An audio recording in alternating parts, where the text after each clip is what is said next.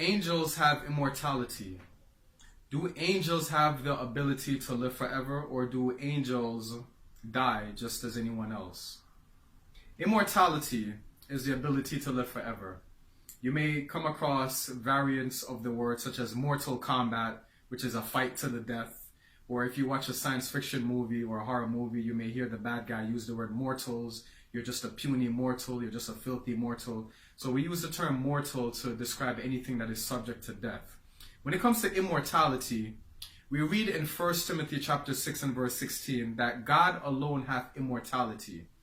Ultimately speaking, the only being in heaven, on earth, or anywhere else that has the ability to live forever is God. But what about angels? Well, we need to also remember that when God originally created the heaven and the earth, nothing was meant to die. Adam and Eve had what we called conditional immortality. This means that they were meant to live forever as long as they didn't sin and fulfilled the requirements that God had put in place. When Adam and Eve were created, they were also given the tree of life. And as long as Adam and Eve obeyed the law of God and ate of the tree of life and resisted sinning, they were immortal. They would not be subject to the confines of death. They would not have to suffer what it is to live a life and then die. Death only became a reality when Adam disobeyed God and ate of the fruit, and then he died that day emotionally, he died spiritually, and he began to die a physical death. There are at least two classes of angels. We have the angels that are still in heaven, that are serving God, and they do his will. And we also have the fallen angels, which are here on earth.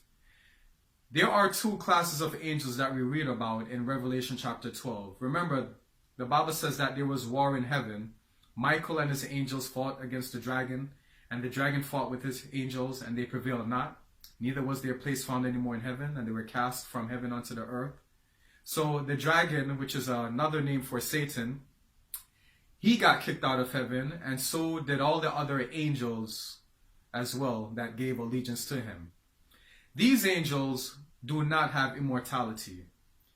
They've been alive for a very long time. They will live for a very long time, but they certainly do not have immortality. We read in Matthew chapter 25 and verse 41 that Hellfire was prepared specifically for the devil and his angels. You know that when God does create hell, because hell doesn't exist yet, but when there is hell, God is going to cast the devil and his angels there, so they too are going to suffer hellfire. Unlike what we see in cartoons and in the movies, the devil is not in charge of hell. The devil is not somewhere in the underworld with a big pitchfork, turning people from side to side, making sure that they're evenly burned. The devil himself is going to burn up in hellfire. And Jesus is very clear on this in Matthew chapter 25 and verse 41. Now, what about the good angels? What about the ones who are not going to be cast into hellfire? Do they have immortality?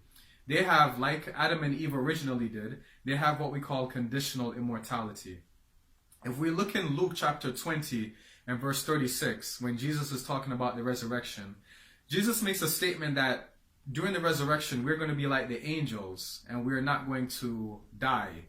So, like the angels not having to suffer death, we have to conclude that Jesus is specifically talking about the good, righteous angels, which are still in heaven, the ones that chose not to follow Satan. And I could be wrong on this one, but I have no reason to believe that the angels that are currently serving God will have any reason to stop serving God. So those angels were granted immortality from God. And as for the wicked angels who are currently doing the bidding of Satan, eventually their time will come and they and their leader, the devil himself, they will both be cast into hellfire. Now the question begs is, how long is this hellfire? Is hell going to be forever and ever, or is hell going to be something that eventually comes to an end? Now in the Bible, we have the word eternal, we have forever and ever, we have the word everlasting. What do these words mean? There are at least two definitions. And we speak like this in our modern vernacular as well. We would say, I've been waiting forever for the bus. I've been waiting an eternity to get married. But we know that these words have a definite end. And it's like that in the Bible as well. We read in Jude verse 7. Jude only has one chapter. Jude verse 7 mentions Sodom and Gomorrah suffering the vengeance of eternal fire. But we know in this day and age, Sodom and Gomorrah are not still actively burning. They've burned up. And likewise, hellfire is going to be the same way. Whenever God does choose to cast the devil and his angels into hellfire, it's going to burn, and it's going to burn for a very, very long time, but it will eventually come to an end. And if you compare this with the book of Malachi, there's also a verse that says that the wicked are going to become ashes under our feet as well. So we do know that there's a definite end. So in conclusion, are angels immortal? Well, the good ones have been granted conditional immortality from God, and the bad ones will definitely eventually suffer condemnation, and they will be destroyed. And ultimately speaking, God and God alone ultimately has absolute immortality.